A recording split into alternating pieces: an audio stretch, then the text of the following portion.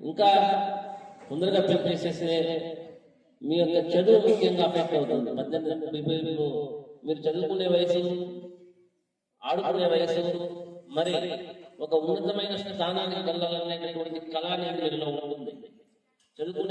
మనం చదువుకునేది ఎందుకంటే మన మేధస్సును పెంచుకోవడము, తద్వారా మన యొక్క మేధస్సుని సమాజానికి ఉపయోగపడే విధంగా తీర్చిదిద్దుకోవడము, మనము ఉన్నతంగా బతకడం, 10 మందిని బతికించడం, ఇది మన యొక్క ఉద్దేశం చదువుకోవడం. కానీ ఆ కళ అనేది పెళ్లి వలన, అంటే 18 ఏళ్ళు నిండక ముందు, లేకపోతే మీ యొక్క ఆశయాలు నిండక ముందే పెళ్లి చేస్తే చాలా ఇబ్బంది. అంటే మీకు అది ఆరోగ్యపరమైన సమస్యలు కలుగుతాయి. కాబట్టి మీరు చదువుకుంటున్నారు, బాగానే ఉంటుంది. అంటే మీ యొక్క పరిసరాలు చుట్టుపక్కల చాలా మంది ఈ యొక్క నిరక్షరాస్యత మూలంగా ఆడపిల్లలకు 18 ఏళ్ళ వయసు లోపలే పెళ్లి చేస్తుంటారు. మీకు అలాంటి సమాచారం ఏదైనా ఉన్నప్పుడు మీరేం చేయాలి? చట్టం అంటే చట్టంలో ఏముంది అనేది తెలుసుకోవాలి. ఇప్పుడు పాఠశాలలో కొన్ని సబ్జెక్ట్స్ మాత్రమే చెప్తుంటారు. ఆ సబ్జెక్ట్స్తో పాటు మీరందరూ కూడా చట్ట విషయాలపైన చిన్నప్పటి నుంచి అవగాహన కలిగి ఉండటము, సమాజం పట్ల కూడా బాధ్యత కలిగి ఉండటము, మన సమాజంలో ప్రతిదినం ఏం జరుగుతూ ఉంది అనేది కూడా తెలుసుకుంటున్నారు. ఇన్ఫర్మేషన్ కూడా ఇప్పుడు సోషల్ మీడియా వచ్చింది, ఇన్ఫర్మేషన్ విరివిగా వస్తుంది.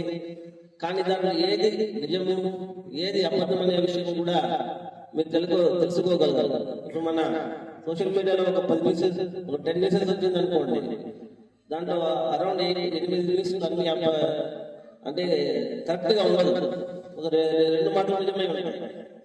కాబట్టి చాలా జాగ్రత్తతో, చాలా జాగ్రత్తతో ఉండాల్సినటువంటి క్షణమే పిల్లలు జరుగుతున్నప్పుడు. ముఖ్యంగా చట్టాల విషయానికి వస్తే మనకి బాల్య వివాహాలను నిరోధించాలని చెప్పి మనకు 2006 సంవత్సరంలో రుతుపుష్పాలు చేయాలని చెప్పి బాల్య వివాహాల నిరోధక చట్టం గురించి 2006లో సెంట్రల్ గవర్నమెంట్ వాళ్ళు చట్టం చేశారు. ఈ చట్టం ప్రకారం ఆడపిల్ల 18 సంవత్సరాల నిండిన తర్వాతనే వివాహానికి అర్హురాలు. అదేవిధంగా అబ్బాయి అయితే 21 సంవత్సరాలు ఉద్యోగాలు లక్ష్యాలు. ఎవరైనా ఈ యొక్క నిబంధనలకు ఉల్లంఘించి ఏదైనా వివాహం చేసుకుంటే వాళ్ళ తల్లిదండ్రులు, అబ్బాయి తల్లిదండ్రులు, ఇంకా ఆ పెళ్లిలో పాల్గొన్న బంధువులందరూ, ఇంకా అవగాహన పురోహితులు అందరూ కూడా శిక్షకు అర్హులు. బాల్య వివాహం ఎవరైనా జరిపిస్తే అది కోర్టులో రుజువైతే గరిష్టంగా 2 సంవత్సరాలు శిక్ష ఉంటుంది, లక్ష రూపాయలు జరిమానా ఉంటుంది. ఈ 2 స్థితికి లేఖనాలను కూడా పడే అవకాశం ఉంటుంది.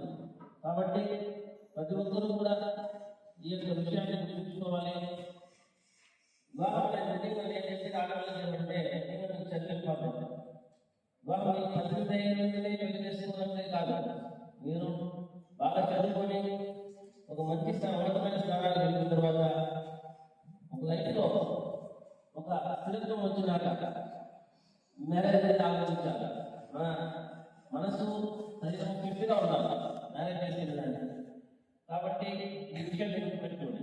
ఇంకొక విషయం, మీ అందరూ బాలికలు ఉన్నారు, ఇక్కడ అందరూ బాలికలు, మీ అందరూ మనసులో ఒక విషయం దృఢంగా పెట్టుకోండి. మీరు ఎవరికి తక్కువ కాదు.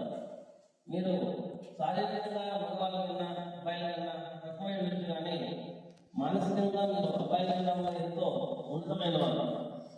అర్థమవుతుందా? కూడా ఈ వయసులో చదువుకోవడం అది ఒకటే చేయాలి. మీకు రాజ్యాంగం ప్రకారం కూడా ఆర్టికల్ 21 ఎవరికైనా ఆర్టికల్ 21 జీవించే హక్కు అనేది ఉంటుంది. జీవించే హక్కు జంతువులను అనుమతించిన దానికి